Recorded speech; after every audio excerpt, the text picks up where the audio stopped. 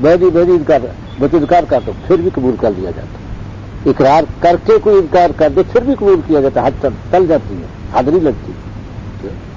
لیکن حد لگ گئی۔ تو ایک نے کہا کہ ہے کتنا سمجھایا ابو بکر نے، کتے کی موت مر گیا، مان لیتا، تو آپ نے ٹوکا، خبردار ایسی بات کہی تو اس کی توبہ پورے مدینے کو تقسیم کیجیے، سارا مدینہ بخشا جائے۔ بتاؤ اگر یہ غلطی نہ ہوتی معاذ سے، عمل کرتا رہتا 100 سال کرتا رہتا، تو اس کے سارے عمل مدینے پر تقسیم ہونے سے مدینہ بخشا جا سکتا تھا؟ اس کی ایک توبہ نے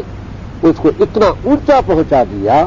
کہ 100 سال کی بات بھی اس کے مقابلے کچھ نہ ہوتی۔ یہ تھی صحابہ کی غلطی ہے۔ تو خیر بات یہ تھی کہ نماز قائم کرتے ہیں، صحابہ کی نماز تو نماز تھی، وہ نمازیں ہماری نہیں ہوتی، لیکن یہ اللہ تعالیٰ کا ہم پر احسان اور فضل ہے کہ اللہ تعالیٰ ہماری نمازیں قبول کرتے ہیں، خواہ وہ شیطانی وسوسوں کے ساتھ ہی کیوں نہ ہو۔ پتہ ہے کہ بندے کمزور ہیں اور کیسے بچیں گے، لیکن فرق ہوگا جو صحابی کے اجر ملے گا، ظاہر ہے کہ جو وسوسوں سے بچا لی نماز جتنی بچ جائے گی اتنی اعلیٰ ہے۔ قبولیت سب کے لیے ہو جاتی ہے، بشرطے کہ ریاکاری نہ آئے، دل میں نماز پڑھنے کے لیے خلوص ہو، خلوص سے پڑھی۔ پھر شیطان نے نہیں دھیان ٹکنے دیا آپ کا، تو اللہ تعالیٰ شیطان کو کہہ دیتے ابلیس کو تو کر لے چارے جتنے کرنے ہیں، میں اپنے بندے کی نماز قبول کروں گا، کر لے تو چارے۔ وہ چاہتا ہے کہ محروم ہو، اللہ تعالیٰ دیکھتے کمزور بندہ لے جائے، شیطان اس کے خیالات کو کہیں سے کہیں گھما دی ساری زندگی فلم کہ اگر میں نہ قبول کروں تو بندے کے ساتھ روزانہ ابلیس یہ حال کرے گا۔ اس لیے اللہ تعالیٰ قبول کرتے ہیں نماز کو، وہ شرط کی پابندی سے پڑھی جائے، وقت پر پڑھی جائے، جماعت کے ساتھ پڑھی جائے، اور وَمِمَّا رَزَقْنَاهُمْ يُنْفِقُونَ، اور اس میں سے جو ہم نے ان کو رزق دیا خرچ کرتے ہیں، یعنی رزق ہم نے دیا، رزق ہم نے دیا اور اس میں سے خرچ کرتے ہیں، یعنی اللہ تعالیٰ ہی دے گا پھر بھی۔ تو مطلب یہ ہے کہ جو دوسرے ہیں وہ کہہ دیے تو ٹھیک ہے، اگر صرف اتنا ہوتا کہ کیا من مالہ ومن اموالہ ينفقون، اپنے مالوں میں سے خرچ کرتے ہیں، تو آج ہم کہتے ہیں ان کے پاس تو 6 مال بہرحال ہمارے پاس تو تھوڑا ہے، یہ کہتے ہیں مما رزقنا، شرط لگا دی کہ رزق اللہ ہی دیتا ہے، اسی میں سے واپس مانگتا ہے، کیونکہ تمہاری آزمائش ہے۔ واپس نہیں مانگتا کہ وہ محتاج ہے تمہارے رزق کا، تمہیں جنت دے دے اس کے عوض میں، کیونکہ نفس سے چھین کے تم نے دیا، نفس نہیں دینے دیتا، نفس سے چھین کے تم نے دیا، یہ تمہاری قربانی، تو وہ یہ کرتے ہیں کہ جو ہم نے انہیں رزق دیا ہے اس میں سے وہ خرچ کرتے ہیں۔ اور والذین یؤمنون بما انزل الیک، اور وہ جو ایمان لاتے اس پر جو آپ کی طرف نازل کیا جاتا ہے، کیونکہ وحی بھی تو غیب ہے، جب ہمارے پاس آ گئی تو ہم ایمان لاتے ہیں اس پر کہ اللہ کی طرف سے آئی، ہمیں کیا پتہ اللہ کی طرف سے آئی، ہم تو مشاہدہ نہیں کر سکتے۔ جب رسول پر وحی آتی تھی تو صحابہ رسول اللہ کی کیفیت بدلی تو دیکھتے تھے، پتہ چل جاتا تھا کہ وحی آ رہی ہے، صحابہ کو آئی کیا ہے وہ تو نہیں جانتے۔ آپ تلاوت کر کے سنائیں گے تو آپ کی زبان سے نہیں پتہ چلا ہے تو اس پر ایمان لانا ہے، یہ کہ وسلم پر ایمان لانا ہے، تو ایمان لاتے اس وحی پر بما انزل الیک، جو نازل کی گئی الیک آپ کی طرف، اور اس وحی پر جو نازل کی گئی تھی من قبل کا آپ سے پہلے، ما انزل جو نازل کی گئی تھی من قبل کا آپ سے پہلے، وہ تورات انجیل ساری کتابیں، پتہ نہیں کتنی کتابیں، ساری کتابوں پر ایمان، بس ہمیں نہیں پتہ اللہ نے کتنی کتابیں نازل کی، ایمان بھی ہوگا، ہمیں نہیں پتہ کتنے نبی بھیجے، سارے نبیوں پر ایمان، ساری کتابوں پر ایمان، بس کتنے فرشتے اللہ کے ہمیں نہیں پتہ، سارے فرشتوں پر ایمان، تو بالآخرۃ ہم یوقنون، اور وہ آخرت پر یقین رکھتے ہیں۔ آدمی آخرت یہ ہے ایمان، کیونکہ آخرت بتانے پر ہی ہے نا، دیکھی تو کسی نے نہیں، جو منکر ہے وہ بھی اسی لیے منکر ہے۔ وہ نیاز فتح پوری کا ایک مقولہ پڑا، اس نے کہا جی بات یہ ہے کہ جو بتایا جاتا ہے کہ مرنے کے بعد قبر میں اور پھر اس کے بعد اٹھایا جانا اور حساب کتاب، کہ تم اپنی عقل سے سوچو یہ ممکن ہو سکتا ہے؟ خود ہی تمہارا ضمیر کہے گا کہ ساری باتیں ایسے ہی ہے، کچھ بھی نہیں ہے. منکر تھا، خدا کا منکر تھا وہ. یہ جہاز فتح پوری تو مودودی صاحب کا استاد تھا اور غلام کی پرویز کا استاد تھا، میرے قابل شاگرد تھے اس کے. وہ خدا کا منکر، قطعی منکر تھا خدا کا، اور مذاق اڑاتا تھا. اور بلکہ اس نے اپنے رسالے کا خدا نمبر رسالہ نکالا، خدا نمبر. اس میں کہ انسان نے خدا کو خود پیدا کیا. یہ کہتا ہے کہ انسان نے خدا کو خود پیدا کیا. تو جب یہ انسان ترقی یافتہ نہیں تھا تو خدا بڑا وحشتناک تھا. رفتہ رفتہ جب انسان نے ترقی کی تو خدا بھی ساتھ ترقی کر گیا ان کے. لہذا انہوں نے خدا کے دل میں کچھ رحم بھی ڈال دیا. پھر استغفر اللہ، ایسی تو وہ بکواس کرتا ہے. تو اس لیے وہ آخرت پر یقین رکھتے کہ آخرت آئے گی. جو عقل والے ہیں وہ عقل پر رکھتے ہیں کہ کیسے آئے گی، یار عقل سے سمجھاؤ. عقل سے نہیں ایمان عقل پر نہیں ہے. جس کا ایمان عقل پر ہوگا وہ ایمان ڈاول ڈول ہے، کمزور بنیاد پر ہے، کیونکہ ہر چیز عقل سے مانتا گیا. جہاں عقل ساتھ چھوڑ دے گی ایمان ختم ہو گیا. ایمان و ایمان غیب پر ہے، عقل پر نہیں. ایمان کی بنیاد غیب پر ماننا، بغیر عقل کو پیچھے چھوڑ کر پھر ماننا ہے، اس کو ایمان کہتے ہیں. تو آخرت بھی ایمان لانے کی چیز ہے. کیونکہ ساری دنیا کا جو بچہ آج پیدا ہوا جس نے 2 سانس 1 سانس لیا اور فوراً ہی وہ فوت ہو گیا، وہ بھی اٹھے گا. بچہ کیسے اٹھے گا؟ عقل نہیں مانتی کہ بچہ اٹھے گا. حالانکہ وہ پوری طاقت سے اٹھے گا، اتنا بچہ نہیں ہوگا اس کے وقت کہ وہ 1 سانس والا بچہ ہے. وہ پوری قوت سے اٹھے گا، چلے گا، انسانوں کے ساتھ پہنچے گا میدان میں اپنے حساب کتاب کے لیے. اس کا حساب کتاب کیونکہ بچوں کو تو وہ معصوم ہے. البتہ یہ ہے کہ اللہ تعالیٰ کفار کے بچوں کے ساتھ کیا کرے گا، کیونکہ دنیا میں کفار کے بچوں کا جنازہ نہیں ہوتا، مسلمان بچے کا جنازہ ہوتا ہے. کافر بچہ مر جائے اس کا جنازہ نہیں ہوتا، بغیر جنازے کا دفنانا پڑتا ہے کافروں کے ساتھ ہی. تو اب کیا اللہ تعالیٰ ان کو جہنم میں ڈالیں گے؟ یہ نہیں کہا جا سکتا. اللہ بہتر جاتا ہے، اس کی مخلوق ہے، ان کے ساتھ اللہ تعالیٰ کیا سلوک کرے گا. یہ نابالغ بچے کافروں کے فوت ہو گئے کیونکہ ان پر فرض کوئی نہیں تھا، نہ ان پر ایمان فرض ہوا تھا، نہ اعمال فرض ہوئے تھے. تو شاید وہ بالغ ہوتے تو ایمان لے آتے. اس لیے اللہ ہی بہتر جانتا ہے کہ ان کے ساتھ اللہ تعالیٰ کیا سلوک کرے گا. جنت میں لے جائیں گے ان کو مسلمانوں کے ساتھ. یہاں تو دنیاوی احکام کے مطلب تھا، وہ تو ان کے ساتھ ہی ہونا تھا، کیونکہ آخرت کو ان کے ساتھ ہی بھیج دے گا اللہ تعالیٰ. یہ اللہ تعالیٰ بہتر جانتا ہے. ہم اس بارے میں کچھ نہیں کہہ سکتے کہ اللہ تعالیٰ ان کے ساتھ کیا سلوک کرے گا جو کافروں کے بچے نابالغ فوت ہوئے. بالآخرت حضور کے دور وقت ہے.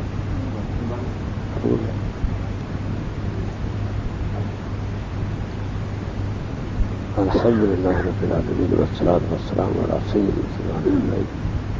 ربنا اغفر لنا ذنوبنا وكفر عنا سيئاتنا وتوفنا ربنا آتنا من لدنك رحمة وهيئ لنا من أمرنا رشدا وأنت خير الراحمين. صلى الله على خير خلقه محمد وعلى آله برحمتك يا أرحم الراحمين. آپ نے فرمایا کہ جو کچھ مجھے اس وقت کرنا ہے وہ مجھے میرے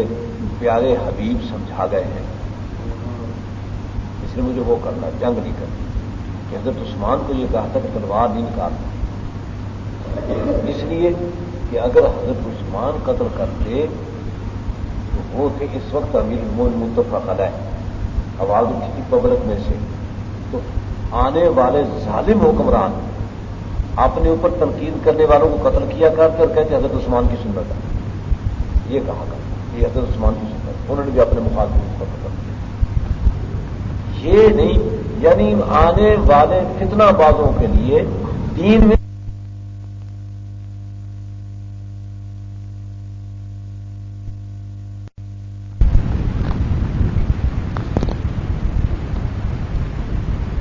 اعوذ باللہ من الشیطان الرجیم. بسم اللہ الرحمن الرحیم. اولئک علی ھدی من ربہم واولئک هم المفلحون. ان الذین کفروا سواء علیہم اانذرتهم ام لم تنذرهم لا یؤمنون. ختم اللہ علی قلوبہم وعلی سمعہم وعلی ابصارہم غشاوہ ولہم عذاب عظیم۔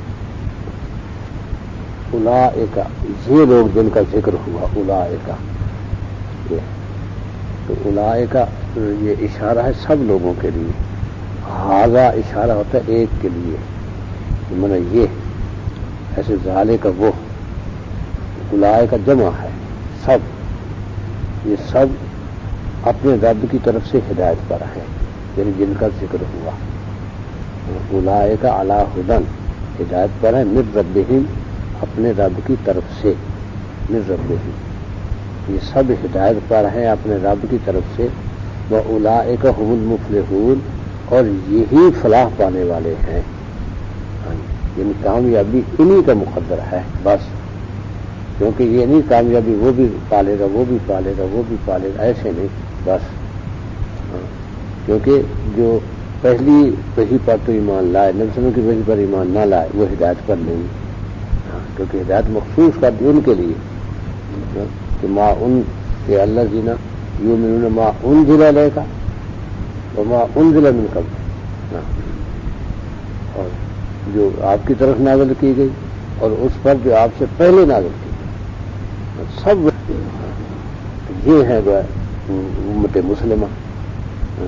کہ ہم کہتے ہیں کہ تمام انبیاء علیہ السلام، نوح علیہ السلام سے لے کر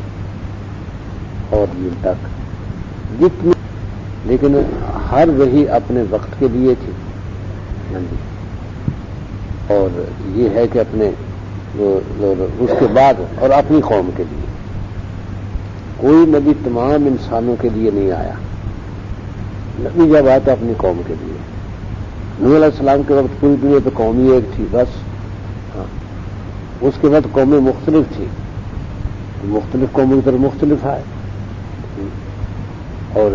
قرآن میں جو ذکر جن انبیاء کا وہ زیادہ وہ ہیں جو سرزمین عرب میں آئے یا شام عراق میں، ان کا ذکر ہے، تو شام عراق بھی عرب کے ساتھ لگتے تھے، تو ان کو عرب جانتے تھے، جن انبیاء کا ذکر آیا ہے قرآن میں ان سب کو عرب جانتے تھے، اور جن انبیاء کا ذکر نہیں آیا وہ ہے جن کو عرب نہیں جانتے تھے، اگر ان کا ذکر قرآن میں ہوتا تو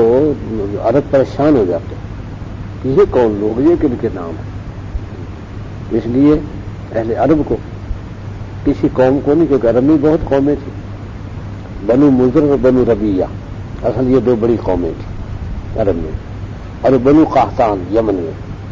بنو ربیہ بھی یمن، اور یہ خلیج فارس کی ریاستیں جو ہیں کویت اور حضرموت اور یہ دبئی اور یہ ساری ریاستیں یہ بنو ربیہ ہیں، اور آگے ان سے پھر آگے نجد اور تہامہ اور یہ حجاز سعودی عرب کہلاتا ہے، حجاز، ہاں جی، یہ سب بنو مضر ہیں، جس پر سعودی حکومت ہے یہ سب بنو مضر ہے، تو اور بنو قحطان وہ یہ بنو ربیہ اور بنو مضر یہ تو دونوں حضرت اسماعیل کی اولاد ہے، دونوں قومیں حضرت اسماعیل کی اولاد ہے، اور بنو قحطان وہ حضرت اسماعیل کی اولاد نہیں، وہ قوم سبا میں سے جو باقی آ رہے ہیں، وہ نبی صلی اللہ علیہ وسلم کے زمانے تک بنو قحطان کہلاتے تھے، تو یہ سب قومیں تو عرب میں تھیں، ان کی طرف تو پہلے مخاطب سبھی زبان ان کی عربی تھی، اس لیے عرب ہونے میں سبھی ایک تھے، تو ان کو سب سے پہلے مخاطب کیا، اور اس کے بعد پھر دوسری قومیں، دوسری قوموں نے تو پھر ان کو صحابہ نے سمجھایا پھر آگے، اور وہ بھی پھر گویا صحابہ کی تاثیر ہی ایسی تھی، اور بعد میں پھر بنو امیہ کے زمانے میں بھی کہ تمام قوموں کی زبان عربی ہو گئی، اب یہ ازبکستان اور قازقستان اور یہ علاقے جو تھے ان کی سب زبان عربی تھی، کیونکہ امام بخاری رحمۃ اللہ، امام بخاری اور امام ترمذی اور امام نسائی یہ سب اسی علاقے کے لوگ ہیں، بڑے بڑے محدثین جو ہیں ہمارے، ہاں جی، جس پر روس کا قبضہ رہا، جن کو کلمہ تک بھلا دیا گیا، اور ان بیچاروں کو کلمے کا بھی پتہ نہیں، اس حد تک بیگانہ کر دیا، یہ ہے اولئک علی ھدی من ربہم، جو تمام وحی پر ایمان لاتے ہیں، جو آپ پر نازل کی گئی اور پہلوں پر نازل کی گئی، تو یہ اپنے رب کی طرف سے ہدایت پر ہیں اور فلاح انہی کے لیے، اولئک هم المفلحون،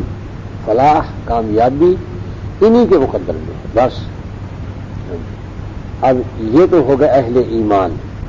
یہ قیامت تک اہل ایمان رہیں گے۔ اور ان الذین کفروا، اور جنہوں نے انکار کیا ہے، جس وحی کا بھی انکار کیا، اگر پہلی وحی کا انکار کرے تب بھی کافر ہو جائے گا، نبی صلی اللہ علیہ وسلم کی وحی کا انکار کرے تب بھی کافر ہو جائے گا۔ جو کافر ہیں سواء علیہم انذرتہم، تو وہ اتنے پکے ہیں کہ ان کے لیے برابر ہے کہ آپ انہیں ڈرائیں،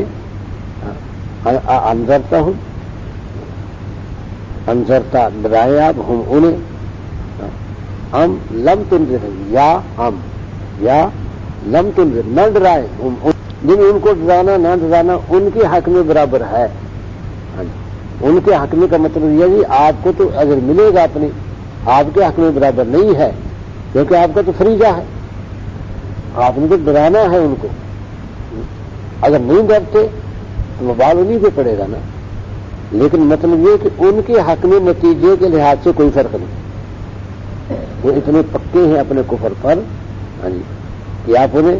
اور ڈرانا کیا تھا؟ آخرت کے عذاب سے، کیونکہ اللہ جو رب العالمین نے پیدا کیا ہے تمہیں گرفت تو آئے گی اس کی، یہ تم کیا یحسب الانسان یترک سدی، اللہ تعالیٰ نے فرمایا انسان سمجھتا ہے کہ اسے مفت میں چھوڑ دیا جائے گا، تو پوچھے گا ہی نہیں اس سے۔ آخر جس اللہ نے پیدا کیا، ساری زمینی رزق بکھیرا تمہارے لیے، اور انسان بنایا تمہیں، تمام جانوروں پر تمہاری حکومت ہے، تمہارا قبضہ ہے، وہ تمہاری ملکیت ہے، اور ساری زمین تمہارے لیے کھیتیاں اگاتی ہے، پھل اگاتی ہے، اور پھر وہ اس پر ایمان نہ لاؤ تو عذاب سے کیسے بچ سکتے؟ اور اللہ کا عذاب سخت ہے، دنیا میں کوئی شخص وہ عذاب نہیں دے سکتا، اللہ کا عذاب وہ نہیں دے سکتا، وہ سخت عذاب ہے اللہ کا۔ تو یہ ہے کہ وہ نہیں مانے گے، ان کے لیے برابر ہے۔ الحمدللہ ختم اللہ علی قلوبہم، اس ان میں جو یہ ضد آئی ہے ان کے دلوں پہ اللہ نے مہر لگا دی، ولا سمعہم، اور ان کے کانوں پر، یعنی آواز سنتے نہیں مانتے، ضد ہے نہیں مانتے، تو نہ ماننا گویا کیونکہ وہ فطرت میں شامل ہو گیا، تو فطرت بنی انسان کی پیدائش کی طور پر، تو وہ پیدائشی فطرت نہیں بدل سکتی، وہ ہے مہر اصل میں۔ جب پیدا ہوئے تو ان کی فطرت میں یہ صلاحیت ہی نہیں تھی کہ کوئی چیز قبول کریں گے، ایسی ضدی فطرت، اور یہ تاثیر وہیں سے چلتی ہے کہ جب جبریل اسرائیل نے ایک مٹھی بھری تھی زمین سے، ایک مٹھی بھری تھی جس سے آدم علیہ السلام کی پیدائش ہوئی، اس مٹھی میں ذرہ ذرہ ذرہ وہ آیا ہے آنے والی مخلوق تک، سب اس مٹھی میں آ گیا، پتہ نہیں کتنی بڑی مٹھی تھی اس کی، اسی میں آ گیا۔ اب اس میں وہ ذرات جو خوشگوار زمینوں سے آئے، وہ تو ان کی جو جس فطرت میں وہ آ گئے وہ تو اچھی فطرت والے ہوں گے، جس فطرت میں شور اور گندی زمین بیکار وہ آئی وہ ردی فطرت والے ہوں گے، یہ فطرت اپنا اثر کرے گی، وہ انہیں زمین کی ذرات ہی میں وہ مہر ہے، باقی اللہ بہتر کو کہتے ہیں، اور اللہ کے کاموں کو ان کو نہیں جانتے، تو اللہ تعالیٰ ہی کو بہتر معلوم ہے کہ کیا کیسے ان پر مہر لگی، لیکن یہ کہ ختم اللہ علی قلوبہم، اللہ نے مہر لگا دی ان کے دلوں پر اور ان کے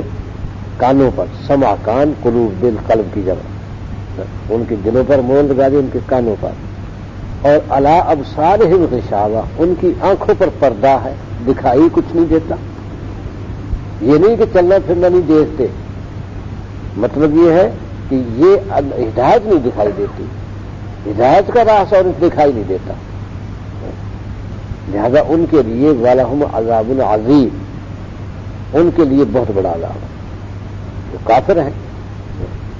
یہ دو گروہ تو گویا قدیم سے چلے آئے، حضرت نوح علیہ السلام سے لے کر یہ دو گروہ تھے، ایمان والے اور جن کے دلوں اور کانوں پر مہر لگی ہوئی تھی، ماننا ہی نہیں۔ اب حضرت نوح 9.5 صدیاں سمجھاتے ہیں، اب کتنے گویا 100 دفعہ کتنے ہزار دفعہ ایک ایک کو سمجھا دیا ہوگا، جن رات لگے ہوئے تھے اس کام میں، وہ اکتا جاتے، وہ ان کو دھکے دیتے، گالیاں دیتے، سنا لیا، کان پک گئے ہمارے، پھر بھی سنائے جاتے۔ بڑی استقامت ہے حضرت نوح میں، یہ تو ہے کافر۔ یہ دونوں گویا حضرت نوح سے لے کر عیسیٰ ابن مریم تک دونوں باقی رہے۔ ایک تیسرا گروہ پیدا ہوا ختم نبوت کے بعد۔ یہ تیسرا گروہ شیطان نے پیدا کیا کہ آئندہ نبی تو آنا نہیں، مزے آ گئے میرے، اب بھٹکاؤں گا انہیں۔ اس میں یہ تیسرا گروہ کام کرتا ہے، اس کا ذکر کیا، وَمِنَ النَّاسِ، بعض لوگ، من کے